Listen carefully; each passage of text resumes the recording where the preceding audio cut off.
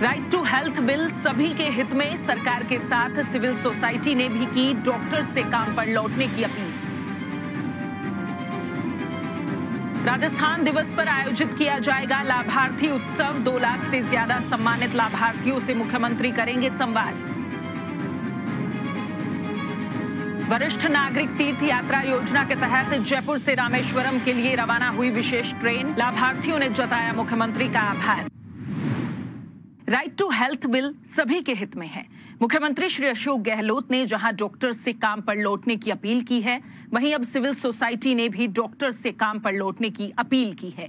Civil society का कहना है कि इस बिल का ड्राफ्ट तैयार करने के लिए 4 सालों से चिकित्सा विशेषज्ञों और प्रबुद्ध जनों के साथ अलग अलग स्तर पर बैठकें की गई। महत्वपूर्ण सुझावों को शामिल कर बिल का ड्राफ्ट पिछले सत्र में विधानसभा में प्रस्तुत किया गया।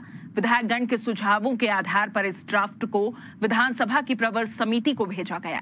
चिकित्सकों और अलग अलग चिकित्सक संगठनों के प्रतिनिधियों के साथ हुई बैठकों में मिले सुझावों को शामिल करते हुए प्रवर समिति की सहमति से बिल तैयार किया गया है। इस कानून को लेकर निजी चिकित्सकों का किसी भी तरह से कोई विरोध होना चाहिए। इस कानून को बनाते वक्त कई सारे समूहों, चिकित्सकों, सिविल सोसाइटी सभी से सलाह ली गई थी और सबसे ज़्यादा जो वार्ताएं हुई थी वो निजी सेवा क्षेत्र के जो चिकित्सक हैं उनसे हुई थी। उन्हीं की मांग पर इस कानून, इस विधेयक को प्रवर समिति को भी भेजा गया।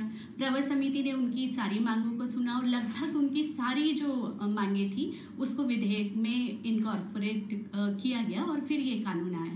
तो मुझे समझ नहीं आ रहा है अभी भी कि ये इतना विरोध क्यों कर रहे हैं। इनको एक क्लॉज से ज़रूर दिक्कत है। ये कह रहे हैं कि जो इमरजेंसी केयर को लेके जो एक क्लॉज है जिसमें ये कहा गया है कि कोई भी रोगी अगर निजी अस्पताल में जाता है और उसको इमरजेंसी ट्रीटमेंट, और इमरजेंसी की भी परिभाषा कानून में दी गई है बाकायदा, अगर किसी भी ऐसी इमरजेंसी जो कि एक्सीडेंट या सांप काटने या जानवर काटने या कोई गर्भवती महिला है जो इमरजेंसी की हालत में आई है, तो आप उसको उपचार से इसलिए मना नहीं करेंगे कि वो एडवांस पैसे नहीं जमा करवा पाता है, क्योंकि ये उसकी ज़िंदगी और मौत का सवाल है। ऐसे में अगर रोगी पैसे नहीं दे पाता है इमरजेंसी ट्रीटमेंट की, तो सरकार ने ये वादा किया है कि वो इसकी भरपाई निजी चिकित्सालयों को करेंगे। तो ऐसे में ऐसी तो कोई बात ही नहीं है कि निजी चिकित्सालयों को फ्री में या निःशुल्क सेवा देने के लिए फोर्स कर रही है सरकार। ऐसा तो कुछ भी नहीं है। यहाँ पर उनको रिइंबर्समेंट होंगे, बाकायदा जो दरें होंगी वो उनसे चर्चा कर तय की जाएंगी। तो फिर इन्हें दिक्कत क्या है? ये तो बिल्कुल चिरंजीवी योजना की तरह ही एक मॉडल होने वाला है। बूंदी के जिला अस्पताल में जिला कलेक्टर डॉक्टर रविंद्र गोस्वामी ने ट्रॉमा वार्ड में अपनी सेवाएं दी। आमजन को इलाज में किसी भी प्रकार की परेशानी का सामना नहीं करना पड़े, इसलिए खुद जिला कलेक्टर ने मरीजों को जांचा। वहीं मुख्यमंत्री ने भी बूंदी जिला कलेक्टर के इस जज्बे की तारीफ की है। मुख्यमंत्री ने ट्वीट कर कहा कि ऐसे ही सेवा भाव और समर्पण से राजस्थान चिरंजीवी हो रहा है। जिला अस्पताल में व्यवस्थाएं देखने गया था, भीड़ वगैरह थी, तो उसको देखते हुए, परेशानी को देखते हुए उस समय के लिए हमने मरीज देखे। तो क्योंकि अस्पताल की व्यवस्थाएं सुचारू चले, लोगों को इलाज मिले, यही हमारा प्राइमरी टारगेट है। तो उसको देखते हुए जनरली जो अभी जो सीज़न चल रहा है, सर्दी जुकाम बुखार के नॉर्मल मरीज थे, ये कोई ट्रोमा का मरीज़ था, अस्पताल में रेगुलर है।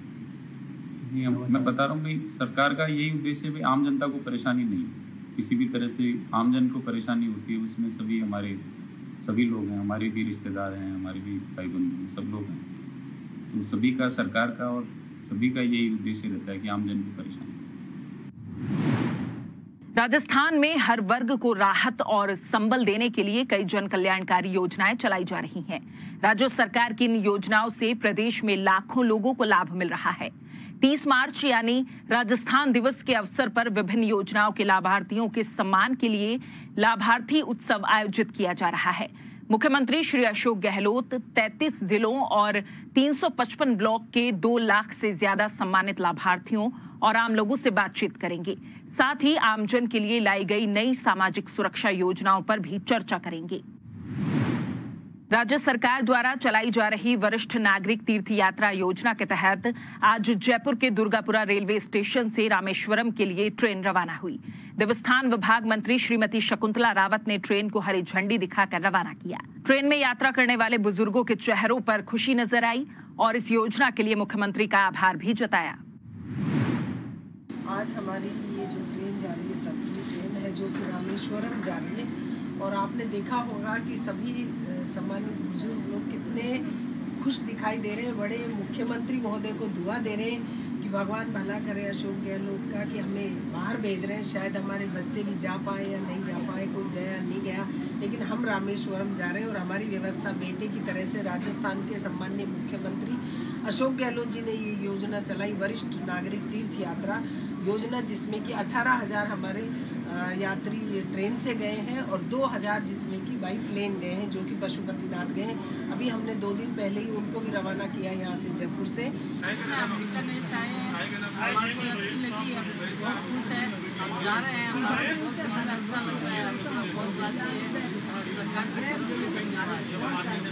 नंदीलाल गोठड़िया सुजानगढ़ से मेरे पत्नी के साथ इस धार्मिक यात्रा में जयपुर आया हुआ हूँ। यहाँ के कार्यक्रम देखे मुझे बड़ा संतोष हुआ।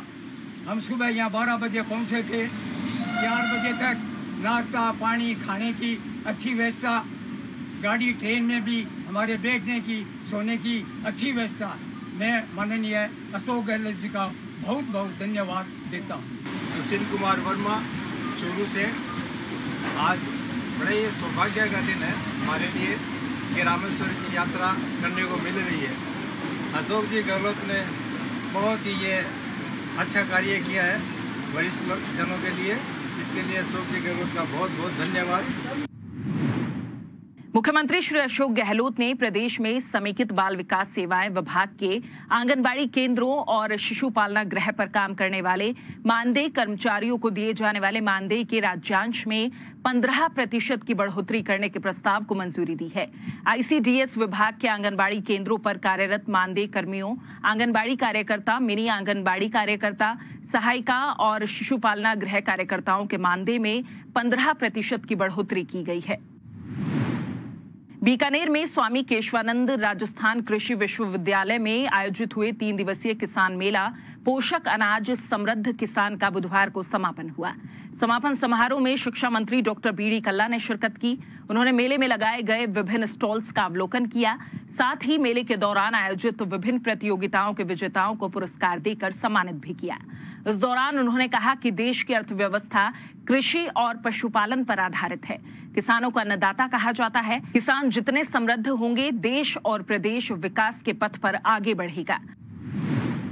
राजस्थान में शिक्षा विभाग के द्वारा राइट टू एजुकेशन कानून के तहत प्राइवेट स्कूल्स में एडमिशन की प्रक्रिया शुरू कर दी गई है। इसके लिए 29 मार्च से 10 अप्रैल तक ऑनलाइन आवेदन कर सकेंगे। जिन बच्चों को पहले ही आरटीई के तहत एडमिशन मिल चुका है, वे फिर से आवेदन नहीं कर सकेंगे। जिन्होंने एडमिशन के लिए आवेदन किया लेकिन प्रवेश नहीं मिल पाया है, वो आवेदन कर सकते हैं। ऑनलाइन लॉटरी 12 अप्रैल को एनआईसी की ओर से जारी की जाएगी। 12 से 20 अप्रैल तक अभिभावक ऑनलाइन रिपोर्टिंग कर सकेंगे। 12 से 28 अप्रैल तक स्कूल आवेदन पत्रों की छानबीन करेगा। इसके बाद 12 से 5 मई तक अभिभावक अपने रिकॉर्ड को सुधार सकेंगे। जैसलमेर में जिला कलेक्टर टीना डाबी ने जिला कलेक्ट्री परिसर में आयोजित नागरिकता प्रमाण पत्र शिविर के मौके पर 20 पाक विस्थापितों को भारतीय नागरिकता प्रमाण पत्र प्रदान किए। जिला कलेक्टर डाबी ने पाक विस्थापितों को भारतीय नागरिकता प्रमाण पत्र प्रदान करने के बाद उनको हार्दिक बधाई दी और कहा कि भारतीय नागरिकता मिलने से उन्हें अपने अधिकारों का पूरा हक मिलेगा। उन्होंने कहा कि आज का दिन इन पाक विस्थापितों के लिए बहुत ही खुशी और यादगार दिन है। पाक विस्थापितों को 10 से 15 साल बाद भारतीय नागरिकता का प्रमाण पत्र मिलने पर खुशी से उनके चेहरे खिल उठे। 2013 में उठाया और भारत सरकार और राज्य सरकार हम 2005 में आए हिंदुस्तान में और जहाँ हमको नागरिकता मिली है, हम भारत सरकार को धन्यवाद देते हैं और तिरपन साहब को धन्यवाद देते हैं। सुजस बुलेटिन में फिलहाल इतना ही। फिर होगी आपसे मुलाकात, तब तक के लिए नमस्कार।